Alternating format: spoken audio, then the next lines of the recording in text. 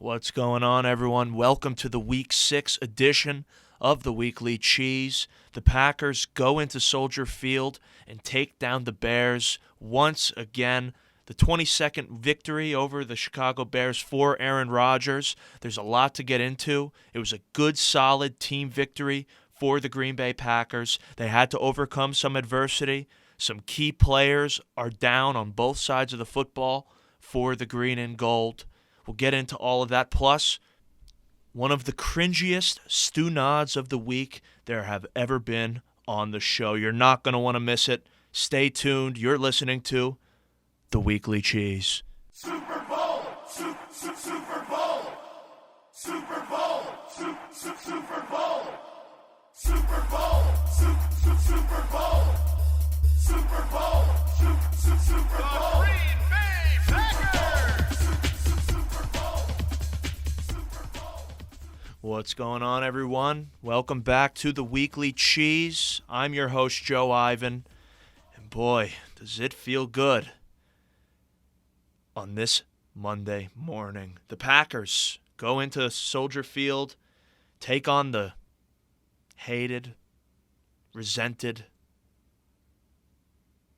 Chicago Bears, the rival, the enemy. They go into Soldier Field, take down the Bears 24-14. They extend their overall record to 5-1, and they take the lead in the division, a 2-game divisional lead after the first 6 weeks of the NFL season. It was a good team win for the Packers. Started out a little slow. Some things happened along the O-line, some injuries. Pass rush, the Bears defense was getting after Aaron to start the game. Things were looking south, but the Packers turned it around for the third straight week in a row. They've overcome a 7-0 deficit. And the Packers keep it rolling. Injured, hurt, run down, and reaching for the reserves, the Green Bay Packers keep the ship moving. They extend their record to 5-1. One of the best teams in the NFL. Aaron Rogers, 17 for 23, 195 yards, 2 touchdowns, a rushing touchdown, an absolutely epic rushing touchdown. You saw it. He looked at the Chicago fans and started talking that trash, told them that he owns them, which he does. Aaron Rodgers owns the Chicago Bears, 22-5 all time against Chicago. Has 57 touchdowns and 12 interceptions in his career playing the Bears, which is absolutely phenomenal. And it really wasn't the most impressive game for Aaron Rodgers numbers-wise. His stats didn't jump off the sheet, just 195 yards passing, only 23 attempts. He wasn't slinging it around the yard, but he was very efficient with the ball. Just 6 incompletions, 2 touchdowns, no interceptions, did not turn the ball over all day long, and a 128 passer rating on the day. He only threw the ball 23 times. Again, really wasn't in the game plan, obviously, going up against this Bears team and their ferocious pass rush, but Devonte Adams still had himself a day. He was targeted a season-low 5 times, but he caught 4 balls for 89 yards. It was the fewest amount of targets Devonte Adams has received since week 2 of last season when he left the game injured. He only got targeted 4 times that game, but he left with an injury. But despite the small amount of targets, Devonte Adams was able to rack up nearly 100 total yards of offense. He had 2 monstrous plays that set the Packers up for touchdowns. He had a 32-yard slant on the Packers' first scoring drive of the game, put him inside the 25, set up a touchdown to Lazard, that little nifty flip pass. And then late in the game, when the Packers needed to score, Devonte Adams beat Jalen Johnson one-on-one, gains the 41 yards, gets into scoring position. And yeah, he should have scored on that play if he didn't step out by a millimeter. It was equivalent to Kevin Durant in Game 7 of the Eastern Conference Finals this year. His foot just barely stepped on the line. Tremendous game from Devonte Adams.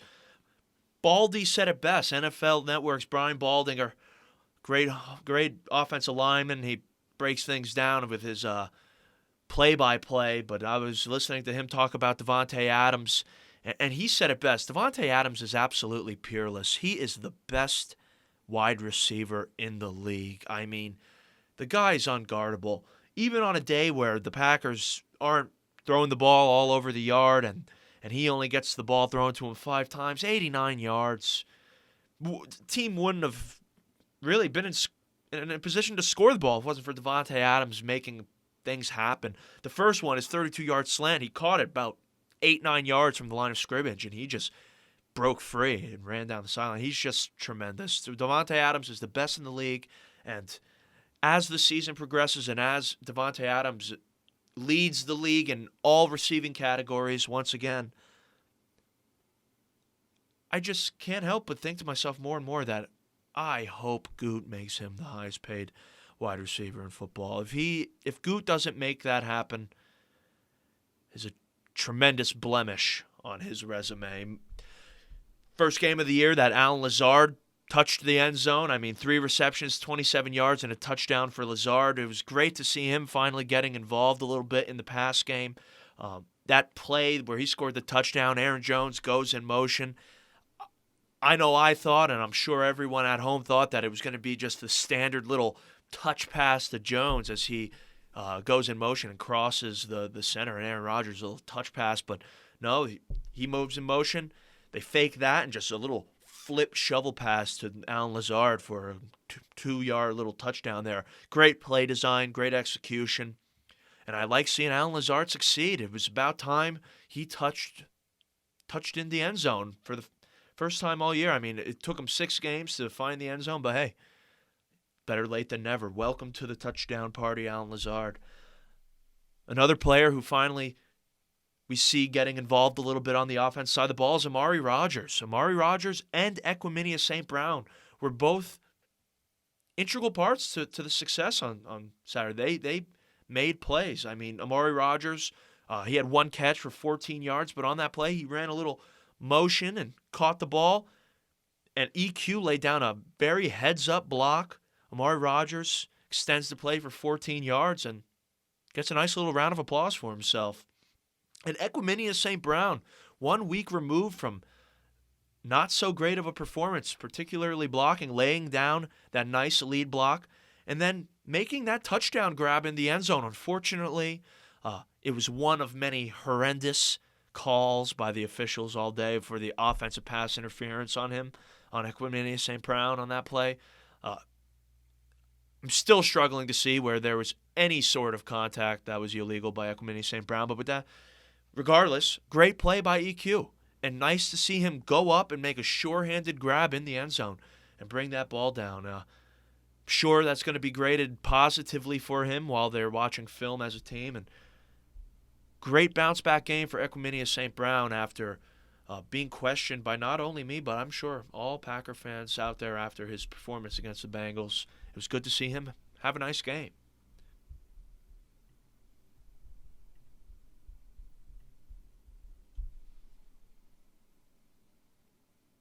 However, Devonte, Amari Rogers, and Allen Lazard were the only 3 receivers to catch a ball in the entire day. Outside of those guys, Aaron Jones had 4 catches, a touchdown, and the tight ends each caught a pass. Mercedes Lewis and Rob Tonyan each had 2 catches, and DeGuara had 1 catch. The Packers really didn't throw the ball all that much. 23 attempts is on the low side for this Matt LaFleur offense. They usually do run a pretty balanced attack, but they were trying to get the run game going, and they did. Aaron Jones and A.J. Dillon combined for 135 yards rushing, and each of them produced a big play. I mean, Aaron Jones, 13 carries for 76 yards. He had a 28-yard carry on the day. That was his long. He also had 4 catches, 34 yards, and a touchdown. 110 total yards of offense. And A.J. Dillon, 11 carries, 59 yards, and his long was a 36-yard run.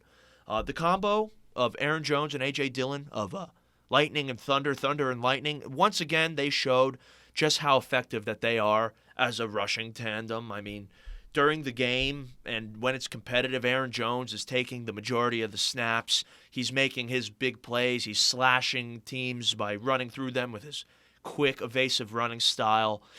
He's using his hands as a receiver. He's receiving touchdowns, yards after catch, all that stuff. He's just doing what Aaron Jones does. I mean, we've been watching it for years now. Aaron Jones is a dynamic running back. He could do it all. And he does while the game's competitive. Then right at the end of the game when the Packers are trying to milk that clock, get some first downs, and really punish teams, A.J. Dillon comes in to seal the game, and he breaks the wills of the opposing defenses. I mean, throughout the game, A.J. Dillon, I believe, had 6 carries early in the game that really didn't amount to anything. The offensive line was failing to generate any push, and he couldn't get anything going. But then at the end of the game, he was just able to break out some big runs, 11 yards, 9 yards, and then, of course, 36 yards. I mean, he is so tough to tackle, especially late in the game. And the two of them as a rushing tandem are just phenomenal. I mean, they're averaging 132 yards on the ground and 52 receiving yards per game over the last 3 games as a tandem. And as the season progresses, as the offensive line gets healthy and Bakhtiari gets back and Myers comes back and the offensive line gets back to full force, these two running backs are just going to shred defenses apart. I mean, coming in, the offensive line coming into the past 3 weeks has been compromised. Elton Jenkins hasn't been in there. Bakhtiari obviously is hurt. We've had inexperience. Basically, 4 out of the 5 positions are rookies. So it's been impressive to see the two running backs average such phenomenal numbers over the past 3 weeks. I mean, 132 rushing yards, 52 receiving yards as a tandem is great. And as the offensive line comes back and the offense gets to full strength in terms of the personnel that's out there, these guys are just going to be unstoppable, and I really can't wait to see it. Speaking of the offensive line, coming into this week, there was speculation of whether or not Elton Jenkins would suit up and play. I mean, he was questionable throughout the week. He did start practicing towards the end of the week, so the guess was Elton Jenkins would be out there. And there was a question on whether or not he'd come back and relieve Yosh Nijman of the left tackle and go back to playing left tackle where he started the season with the absence of David Bakhtiari, or if he would come back and play left guard, his primary position, due to how well Yosh had been performing. I mean, ultimately the Packers decided to put Jenkins in there at the left tackle, keep Runyon in there at the guard, which was a smart move due to the fact they were taking on the Chicago Bears defensive line, and it'd be a big challenge for Yosh to match up with Robert Quinn, and that would require a lot of attention and help and chips. So they put Elton Jenkins out there at left tackle, and it was a smart move. So Yosh did not suit up. He did not see the field this game. But I would like to just point out that Yosh has been feeling confident lately, as he should be due to how great he's been playing. And he liked a comment on social media. The comment stated that Yosh was Nick Bosa's father. It was a roast of Nick Bosa, propping up Yosh for the dominant performance he had against the 49ers. It was a hilarious comment, thinking that Yosh just dominated Nick Bosa so badly that the internet started referring to Yosh as Bosa's father. And Yosh liked that comment, and I like that Yosh liked that comment because I like that comment as well. And I like to see that Yosh is feeling himself, rightfully so, after a few strong performances protecting Aaron Rodgers. But Jenkins was on the field, and the Packers started the game with Jenkins, Runyon, Myers, Newman, Turner. Jenkins played well, coming back from his ankle injury. He did let Quinn beat him early on in the game there, but he was just getting acclimated. He was getting used to being out there again, and he settled in nicely and had himself a good game. But it was one step forward and another step back for this Packers offensive line. I mean, Jenkins came back playing well. He returned. It was nice to have him out there.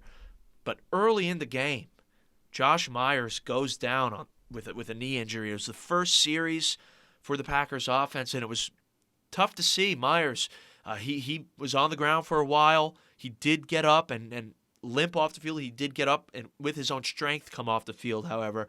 And it is being reported that the Packers don't expect Josh Myers to miss too much time with this knee injury. My guess is he'll miss a couple weeks. But it was tough to see, especially coming back from his inaugural finger injury the week before. You could just tell he wanted to have a good game, and he was going to have a good game with his new finger, with his finger inauguration. He was going to come back from that injury a little bit more hardened as an NFL lineman, and he was really going to have a good game. But unfortunately, he goes down with that knee injury, and Lucas Patrick came in to fill his place. And Lucas Patrick stepped up big. Lucas Patrick has proven this season that he is a reliable stud off the bench. I mean, he started nearly every game last year for the Green Bay Packers. And coming into this season, he found himself in a position battle with some young bucks in Royce Newman and John Runyon. And unfortunately, he did not win the starting spot. But now, for the second time, when he is needed, he steps up for this Packers team, and he plays great. He rises to the occasion. And Aaron Rodgers said after the game that he sat down with Lucas Patrick a few weeks ago to have a heart-to-heart conversation with the guy. And he just expressed to Lucas how much he trusts him and how important he is to this team, and he proved it. Once again, the Packers and us as Packer fans cannot be luckier to have a guy like Lucas Patrick on the bench that could come in and seamlessly fill in there at three positions. He could play left guard, center, and right guard. And he's a great asset to have. And personally, just taking the Chicago Bears offensive line as a sample for this, I think Lucas Patrick could start on many offensive lines in the NFL. He's a very competent interior lineman, and the fact that he keeps stepping up is a great sign, and just is an ode to how versatile, deep, and strong this Packers offensive line is. And credit to the coaching staff, Adam Stenavich and Coach Butkus, for coaching them up. The Packers offensive line is the real deal. With that being said, the Bears defensive line was able to get after Aaron and disrupt the Packers' rhythm basically the entire first quarter and continuously throughout the game. I mean, the Bears, their pass rush, they finished with 3 sacks. But really, once the Packers' line settled in, they were really able to move the ball. I mean, after the first quarter, the Packers, I believe, had 1 passing yard and 26 rushing yards or something like that. The Bears' defensive line came to play. Their initial burst of energy in that first quarter was palpable. The Packers were being outclassed to start the game, and it started up front. When Myers went down, LP came into the game, and there was some adjusting that needed to be done. And the Bears, they were getting after Aaron. They were making him uncomfortable. They were tackling him. They were forcing him out of the pocket, and they were just rushing the offense. But Matt LaFleur, he did a good job. He adjusted. The Packers started running some power with their run. They were running power runs, and they were getting the ball out quick. Aaron Rodgers was throwing quick slants, hitting Tunyon, hitting Devonte, hitting Lazard on these quick little slant routes, and that allowed the offensive line to settle in, get comfortable. And from the second quarter on, the Packers went on a 17-0 run. They were up 17-7 before the Bears were able to score again. And the Packers' offensive line played admirably. John Runyon and Royce Newman, they had rough games.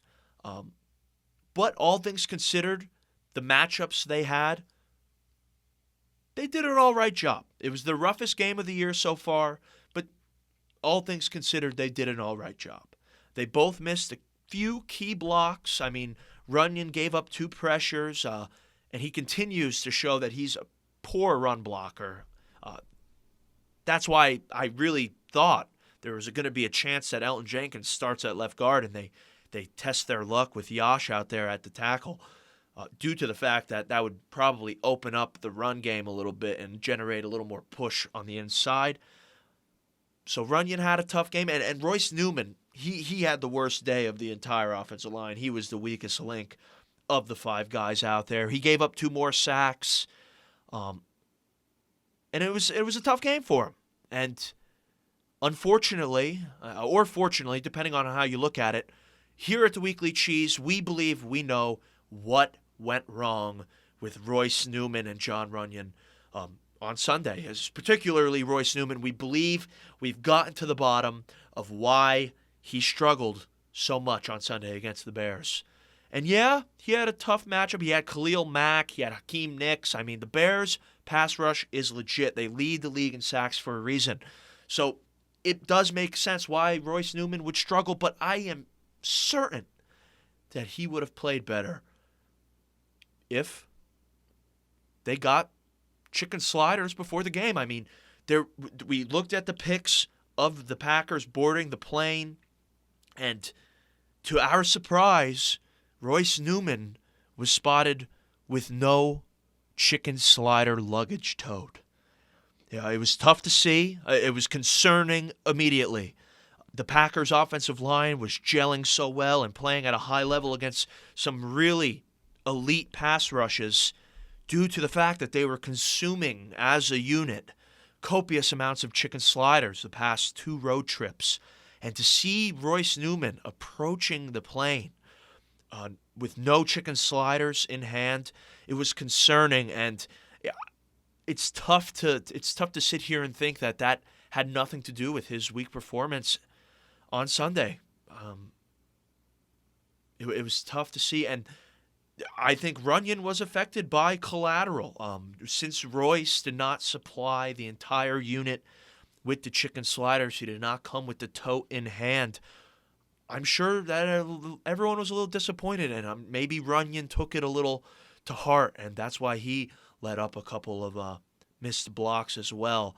Whatever it was, I hope next road trip it turns around. Luckily, the Packers are home next week against the Washington football team, but then they're on the road right again the week after that. So hopefully Newman has learned from this mistake. Who knows what happened? Perhaps there was a luggage tote conundrum of sorts, and it was misplaced at the Chick-fil-A, or they ordered too many chicken sliders this time, and the entire order was not ready in time for the plane's departure. Who knows what happened?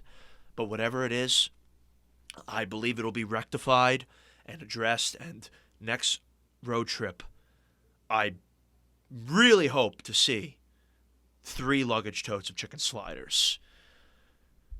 That's all I will say about it. Newman, you know you messed up, and it's okay.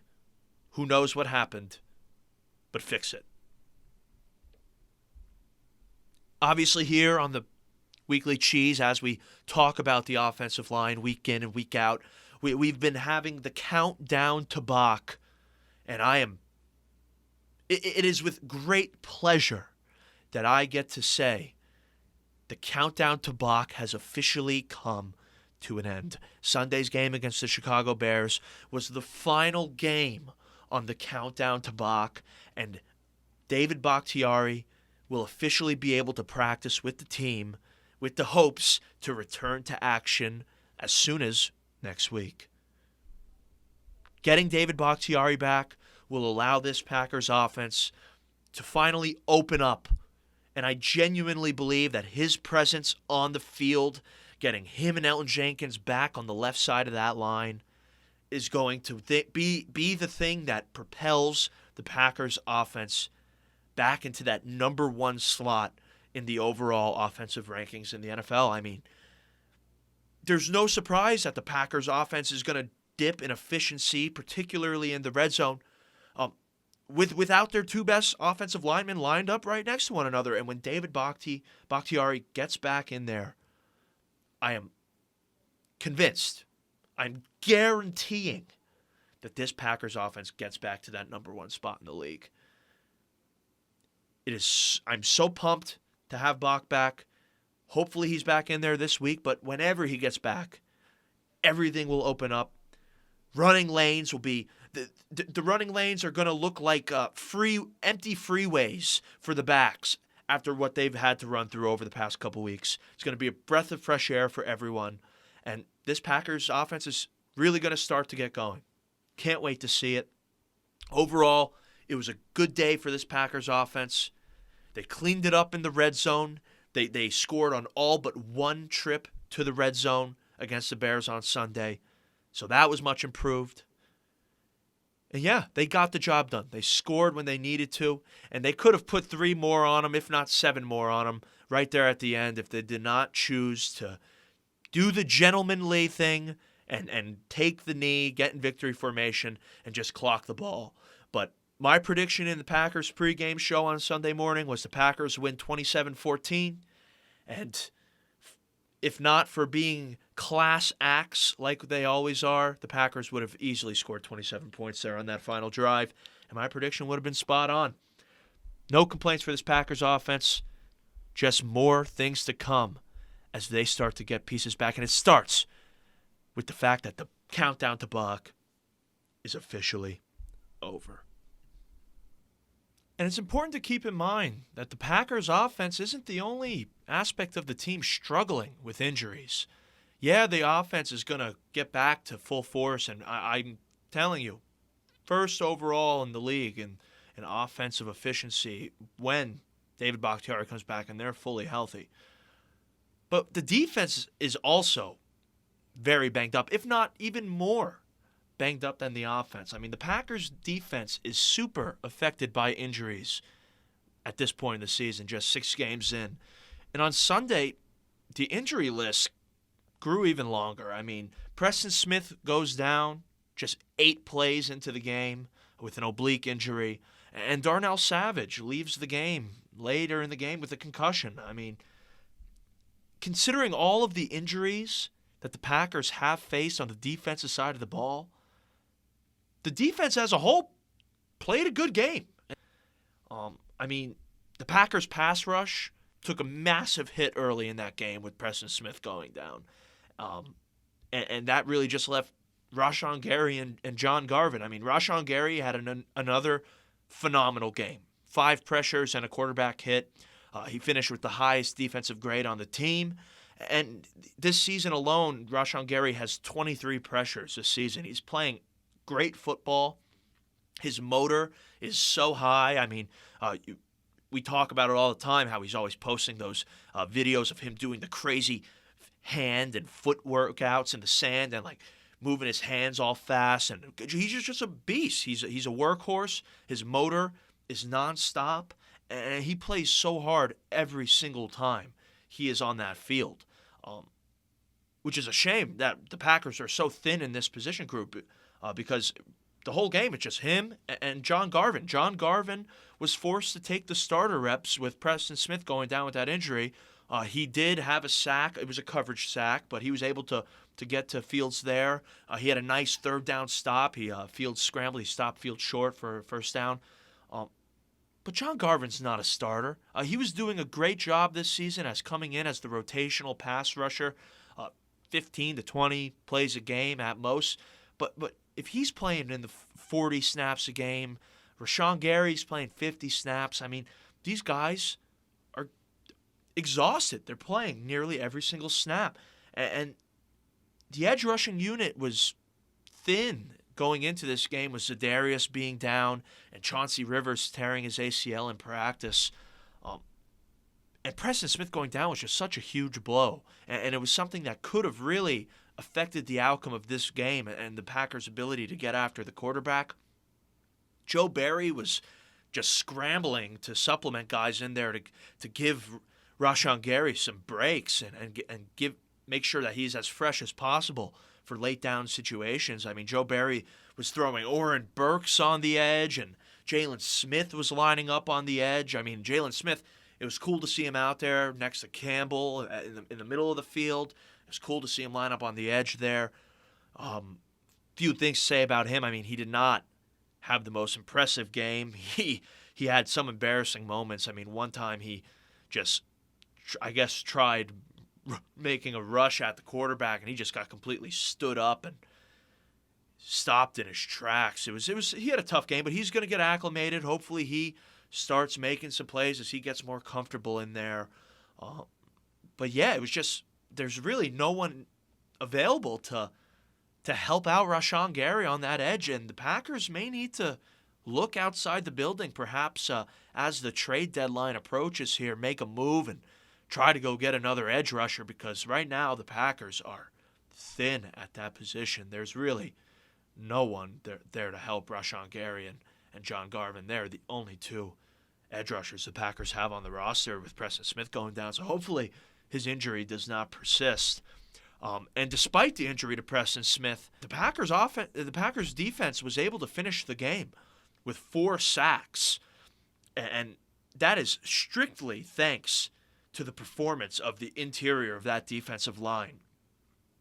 During the pregame show on Sunday morning, I stated that Kenny Clark would end up being the player of the game. He was the player to watch going in, and that he was going to be the difference maker when it comes to applying pressure to Justin Fields and getting his hands on the quarterback.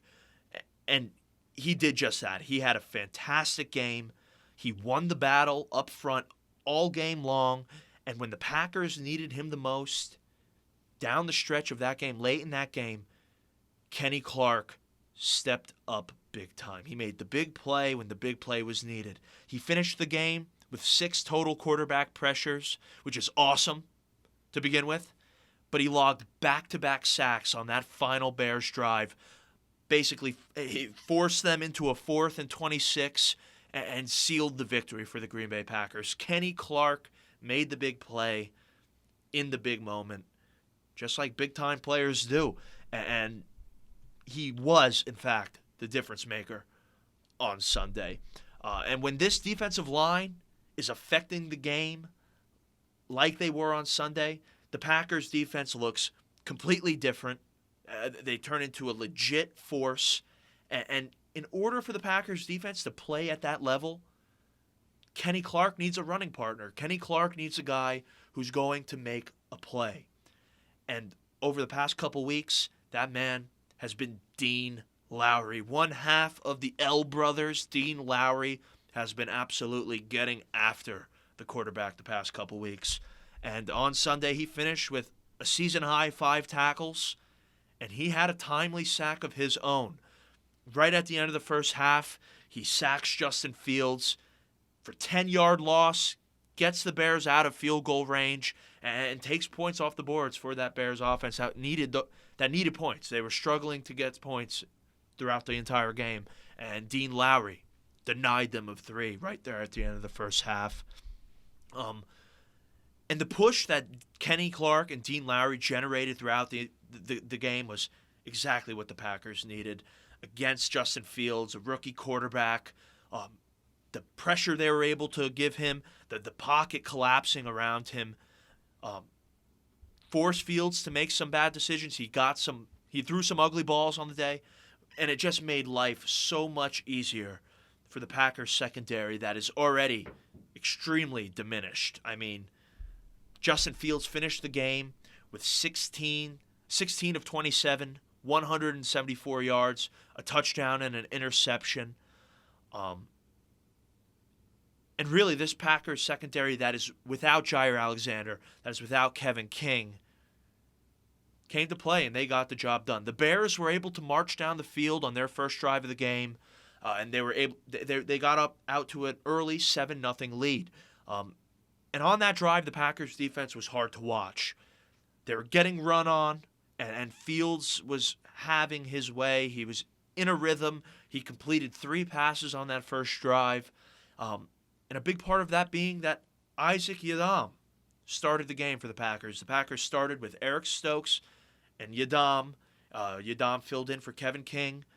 And he was abysmal on that first drive of the game. He blew coverages. He gave up a 20-yard completion and then picked up a pass interference in the end zone.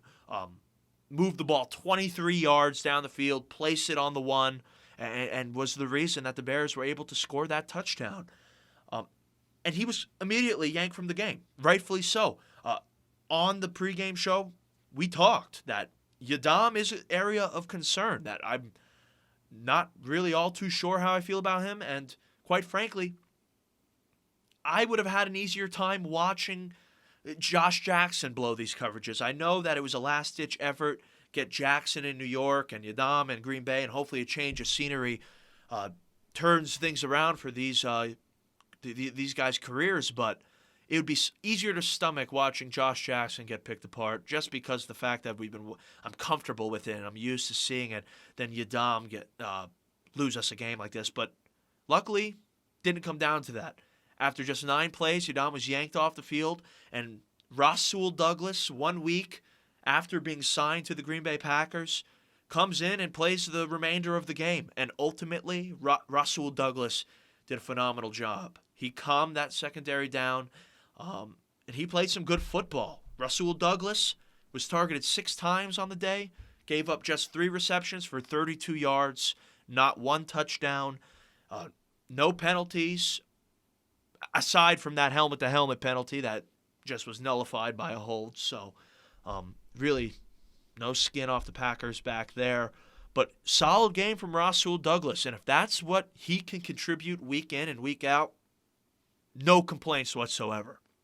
No complaints whatsoever if that is what we see from Rasul Douglas as Kevin King and Jair Alexander get back into the mix, hopefully, with the next couple weeks. And not to mention, the Packers also signed Quentin Dunbar last week, so even more reinforcements are on the way. But after that first drive, the Packers' defense did a great job, particularly in that secondary, from limiting the Bears' offense, which shouldn't be something to brag about. The Bears' offense is the worst passing attack in the league. But after that first drive, it kind of seemed like that the Packers had no answer. And to see Rasul Douglas come into the game and really be a difference maker was encouraging to see. And we're going to need Rasul Douglas to continue with efforts like that if this Packers defense is going to continue to get us out of these games. The turning point in the game occurred on the Bears' second drive. Justin Fields thought he had a free play. Who knows what really happened there? It did look like Kenny Clark jumped off sides, but there could have been a false start easily. But either way, Fields was under the impression he had a free play. He aired one out to basically no one in the back of the end zone. He let it hang up there. Darnell Savage tracked it down, picked him off. The game's only turnover, and the Packers were able to capitalize that turnover with a touchdown of their own, tie it up at 7-7, and from that point on, the Packers were going. They were going. Unfortunately, Darnell Savage did go down with concussion, which forced Henry Black to play more snaps as that second safety. Henry Black didn't play poorly, but he really was not challenged all that often by this Bears weak passing attack. And hopefully Darnell Savage isn't out for too long. Henry Black will fill in for him for the time being and in the meantime. But the Packers haven't suited up more than 3 safeties all season long. They haven't had any other safeties on the active game day roster than Amos Savage and Henry Black. So Ennis Gaines or Sean Davis will most likely be called up next week to take on the Washington Redskins. It's a shame to see Darnell go down. Luckily, he will be back, and it's not something more serious. Not to say that a concussion is not serious, but in terms of missing playing time, a concussion is only like 1 or 2 weeks, so he will be back. But it's doubly upsetting for me because I just got my Darnell Savage 1950s throwback jersey in the mail not 2 weeks ago, and next week the Packers are going to be wearing the 1950s throwback against the football team. And Darnell probably won't even be suiting up, so I'm a little bummed about that. No issue. It's still a beautiful jersey that I am the owner of, and hopefully he'll be back sooner rather than later. But overall, the injury-riddled Green Bay Packers defense got the job done. They did what they needed to do to win the game. Yes, there are many things to clean up on the defensive side of the ball, especially in the red zone. I mean, my goodness, all-time bad in terms of red zone defense. 15 times opposing teams have been in the red zone this season. They've scored 15 touchdowns. 100% touchdown conversion rate for opposing teams against this Packers defense once they get inside the 20-yard line. 19 straight touchdowns once opposing offenses get within the 20, dating back to last season. Just not good once the Packers get backed up into that red zone. Teams are all but guaranteed to find the end zone. So that needs to get cleaned up. Obviously, it wasn't a perfect game for the Packers defense. They still allowed too many rushing yards, in my opinion. A lot of things to clean up. It wasn't a perfect game. But they are injury-riddled, and the fact that a Packers defense without Zadarius Smith, Preston Smith, Jair Alexander, Kevin King, and Darnell Savage only gave up 2 scoring drives, that is a huge win for the Green Bay Packers, and I'll take that any day. I mean, if someone were to have came up to me and told me before the season that within the first 6 games of the year, the Packers were going to be down Zadarius, Preston Jair, Kevin King, and Darnell Savage, I would assume that the Packers were below 500. I mean, how in the world could anyone have envisioned this defense being any productive without all those guys on the field? But they have been. They've been productive. They've been turning opposing offenses over. And aside from red zone scenarios, they've been a solid defense. They've been middle of the road. Nothing to complain about. They get the job done. And most importantly, they've been turning opposing teams over, which is always so important. Ultimately, Sunday was a close and gritty win on the road in a very hostile environment for this Packers team. I mean, that was basically the Bears' Super Bowl right there. These scrub NFC North teams, all they care about is beating the Green Bay Packers at home. That's all they care about. It was very obvious by the energy that the Bears came out with that they wanted to win this game so bad. Soldier Field was so loud. You could hear it right through the TV. And the Packers went in there and got the job done. It was their 3rd road win in a row. And it was, once again, the type of win that builds character. It breeds a winning culture in a team when they have to face adversity and they have to dig deep on their bench. Guys whose names you didn't even know have to come in and make plays. They're fighting through the adversity early this season. And the young, injured offensive line, they were forced to make more adjustments on the fly in the game, and they competed against a great defensive line. I mean, these are the type of games that teams build on and breed a winning mentality in the locker room. And I could not be more satisfied to be sitting at 5-1 at this point of the year, considering all the adversity that this team has had to face in the first 6 weeks of the season. They now have 2-game lead in the division. And again, games like this shape the Packers into a better team. And when they get their stars back, I have no doubt in my mind that this team is going to be a force to be reckoned with. And mark my words, I'm calling it right now. The Weekly Cheese is calling it right now. Week 6 of the NFL season. Thanks to wins like this, thanks to wins like Cincinnati, thanks to wins like Pittsburgh, thanks to the wins that we have seen over the past several weeks. Once everyone comes back and this Packers team is at full strength personnel-wise, the NFC playoffs will be running through Lambeau Field once again. And that should do it for this Week 6 recap. The Packers taking care of business like they always do against Chicago. It feels great every single time we beat the Bears. Going to carry this great feeling through the remainder of the week. I hope you all do too. We'll reconvene again come Saturday night, Sunday morning during the Packer pregame show right here on the Weekly Cheese. We'll be previewing the matchup that the Packers have ahead of themselves against the Washington football team. But before we head out of here, I said at the top of the hour, the top of the show, that we have perhaps the cringiest stew nod of the week this week. and it's going to none other than Russell Wilson. Rival of the Green Bay Packers, yes. I cannot stand Russell Wilson and the Seattle Seahawks. I acknowledge Wilson is a great talent. He's a great quarterback. Was lucky enough to see him play in the playoffs in 2019. I'm actually going to be at the Week 10 matchup with the Seattle Seahawks this year at Lambeau Field. I'll be there November. I can't wait for that. But, oh, my goodness, I hope Russell's back for that, might I add. I hope Russell's back for that game. I would love nothing more than to see the Packers take down Russell Wilson once again.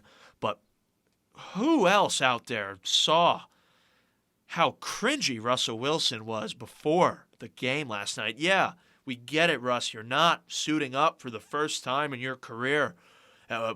Just deal with it, man. Everyone gets hurt sometimes. I mean, geez, did you see that guy out there before the game just like pretending to be a quarterback? I mean, he was on a knee, pretending like he was on a huddle. I'll play the clip here. You could hear how weird it is. He's talking to himself and he's dripping sweat and.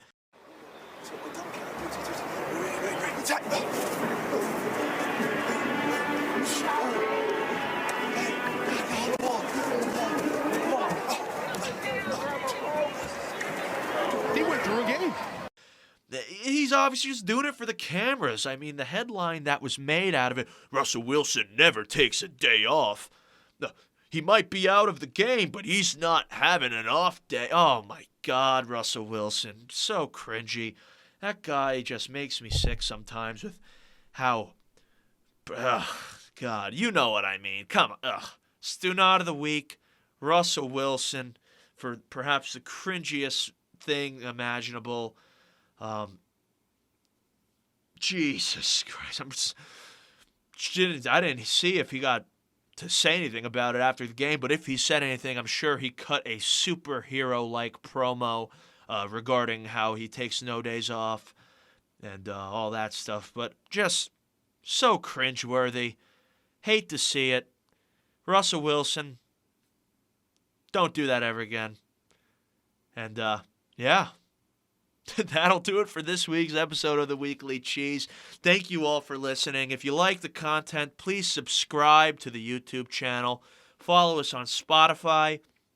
Also follow us on Instagram at theweekly.cheese. Follow us on TikTok at theweeklycheese.podcast. And on Twitter at theweeklycheese. And, as always, remember, the cheese stands alone. I'll talk to you later this week, everyone. Go Pack. Come on!